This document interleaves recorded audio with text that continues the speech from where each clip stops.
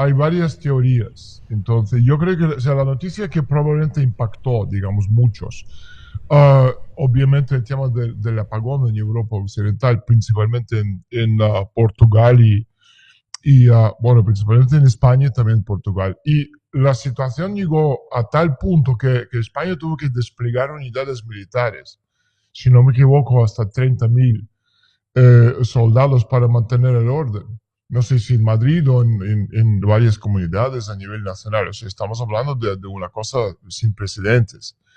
Ahora, ¿con qué está relacionado todo eso? O sea, por supuesto, se está discutiendo la reciente transición de España hacia energías renovables, que ya te dice y habla mucho de lo que son las energías renovables.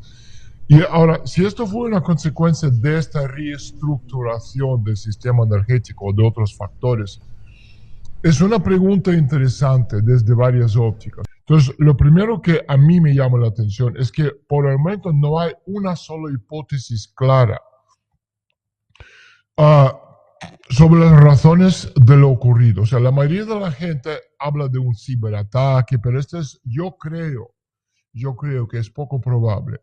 En primer lugar, un ataque de esta escala requiere recursos colosales, no es la palabra, colosales al factor de 1000. Y en segundo lugar, no se encontraron rastros de ella. Y lo más probable es que no haya habido ningún ataque.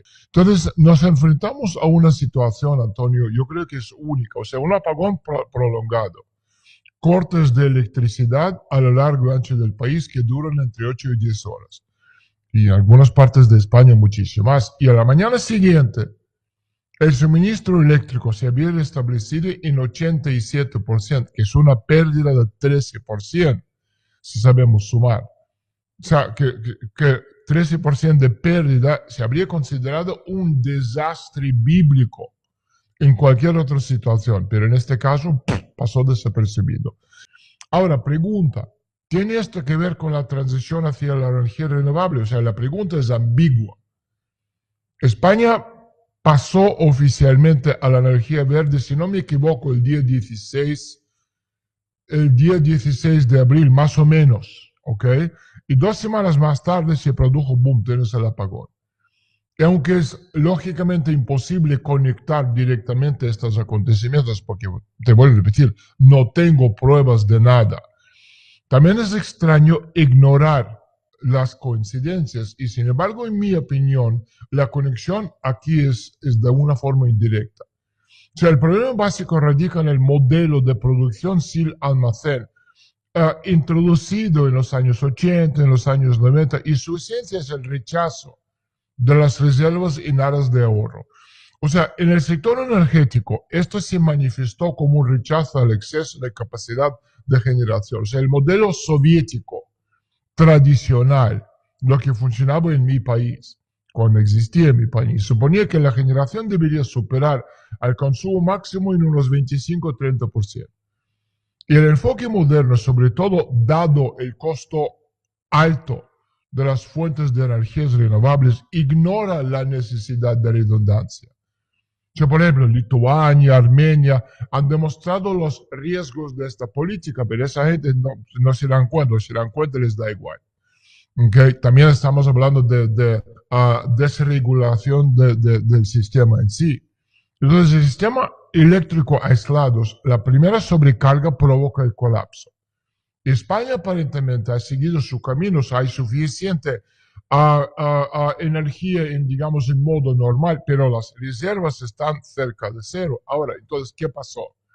Es probable que cambios repentinos en la clima hayan causado la sobrecarga, lo que está diciendo la visión oficial del gobierno, aunque cuesta creerlo.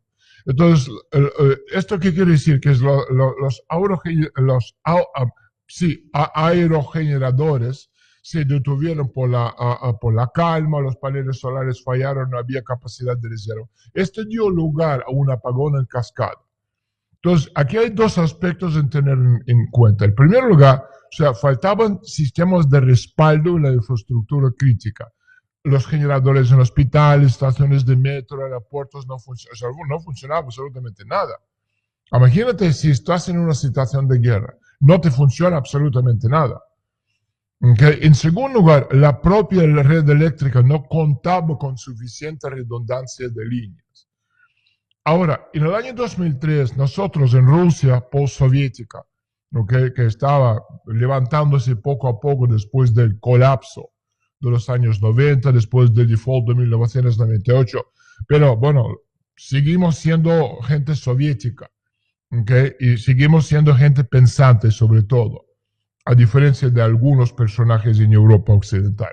Entonces, en el año 2003 modelamos a nivel del gobierno de Putin, primer gobierno de Putin, o sea, un escenario similar por Ministerio de Situaciones de Emergencia, usando Moscú, la capital del país, como ejemplo. Y resultó que los generadores de emergencia no pudieron arrancar debido a averías o no tenían combustible. Entonces, en España, al parecer, no tuvieron en cuenta esta experiencia. Quedó una experiencia, obviamente, no era secreto, lo sacamos a la luz, todo el mundo lo sabía, pero bueno, en España, como en otros países, pasaron por alto. Entonces, además, la situación se agrava por el hecho de que el apagón no es la primera, sino la última etapa de la crisis energética. Es lo que quiero que la gente entienda. O sea, antes viene procedido por el rechazo a nuevos proyectos, el aumento de precios, a las restricciones de actividades empresariales. Entonces, si España y Portugal han llegado a lo que podríamos decir la cuarta fase, es porque las tres primeras fases ya están superadas. Y la pregunta sigue siendo, ¿ok? ¿Reconsiderar su política energética? Yo lo dudo muchísimo porque la política energética de España proviene de Europa, de Bruselas. España no es un país soberano, por razones obvias.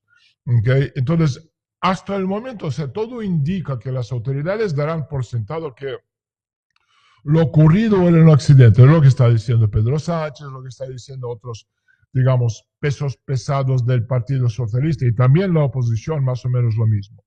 Pero si no se creen reservas, la crisis volverá a producirse, de esto no hay ninguna duda. El punto clave es el cierre de centrales nucleares, que ya no existen más. O sea, cada vez más centrales nucleares en Rusia, en China. Hemos hablado de esto en nuestro webinar de inversiones. En Irán, en otros países de supuesto tercer mundo, que ya no es tercer mundo, sino ya casi segundo mundo. Y el primer mundo ya es segundo o casi tercer mundo, porque España, cuando no hay luz, la gente está bailando cha-cha-cha, gambas de putitas en la calle con el apagón, pues ese es el comportamiento de cuarto mundo. O sea, yo podría aceptarlo, no sé, en la Polinesia francesa, ¿no?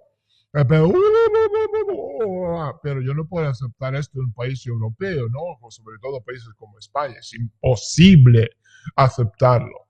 Pero claro, esto es lo que hay.